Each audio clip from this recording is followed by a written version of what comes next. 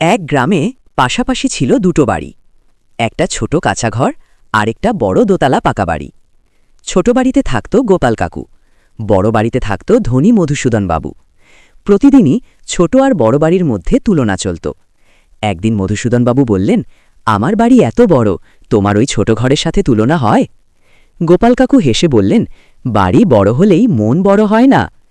এ কথা শুনে মধুসূদন রেগে গেলেন। সেই রাতে ভয়ঙ্কর ঝড় বৃষ্টি এলো। বড় বাড়ির ছাদের এক অংশ ভেঙে জল ঢুকতে লাগল। মধুসূদন আর তার পরিবার ভয়ে ছোট বাড়ির দরজায় কড়া নাড়ল। গোপাল কাকু দরজা খুলে বললেন, এসো, আমাদের ঘর ছোট কিন্তু জায়গা হবে। সবাই মিলে ছোট ঘরে বসে রাত কাটল। মধুসূদনের চোখে লজ্জা আর কৃতজ্ঞতা। পরের দিন মধুসূদন বললেন, আজ বুঝলাম, বড় বাড়ি নয়, বড় মনই আসল বড়। তারপর থেকে দুই বাড়ির মধ্যে আর ঝগড়া হলো না। মানুষের আসল বড়ত্ব তার মন আর ব্যবহারেই।